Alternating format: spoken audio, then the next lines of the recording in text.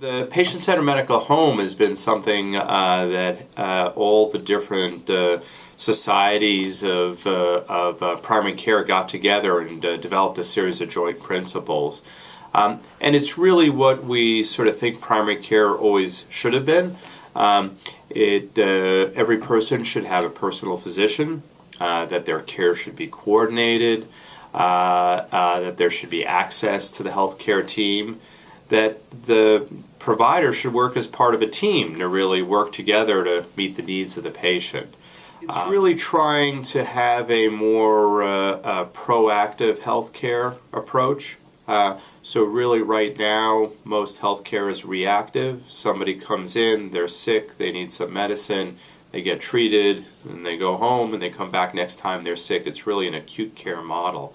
And what we're talking about is something much more proactive, so a strong focus on preventative care, providers being able to understand that they have a population of patients that they're responsible for, and so as opposed to only dealing with the patient in the here and now when they see them during a visit, to be able to identify their population and maybe call in patients that haven't been seen for some time that need some help, so that everybody gets taken care of and the health of the whole population does better. It's having the practice work together as a team, where the nurses, the front desk staff, the doctor, they're all working closely together to help the patient and really try to put the patient at the center of the equation here and do everything that the patient needs, whoever that might be, to help them. So yeah, try to envision how things work. So some of these things are less obvious to the patient up front, but I can give you a sense. So first, it's a practice that, for example, has already worked out its workflow to be as efficient as possible. That may not be obvious to the patient completely, but it allows the practice to have more time to do other things. So the patient would be checking in, and the person checking in would right away know that they have diabetes, know that they actually were planning on joining a gym last time they spoke with the providers or started a new medication or some change that happened last time, and would just ask, how's that going? And sort of start the process.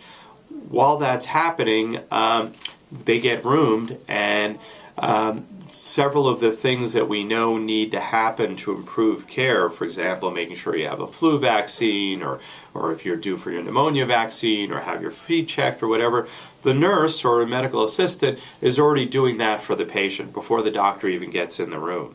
They've collected all the laboratory information, they ordered any labs that the patient needs based on some guidelines. Another sort of a different approach in this model is this idea of care management. So, you know, in any practice, there are about 5% of patients that are really sort of the most challenging. They're really not doing well. And the idea of a care manager is someone who just, their job is to take care of that 5%, because they need extra help. They've got issues, they've got problems. Somebody's job it is to work with them. And, you know, from the health system point of view, these are the most costly patients to the system. And so putting a little extra resource more than pays for itself.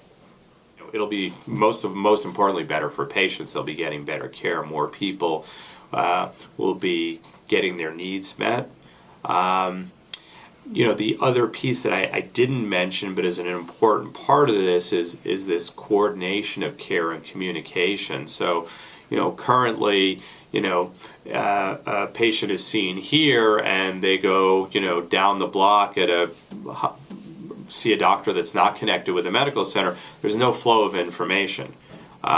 The medical home is sort of it's the home. It's where all the information lies. So the primary care team knows everything that's going on. They've seen this specialist, that specialist, and the other specialist, and they know if one specialist started a medication that doesn't go with what the other one's doing, because each specialist only sees their little world.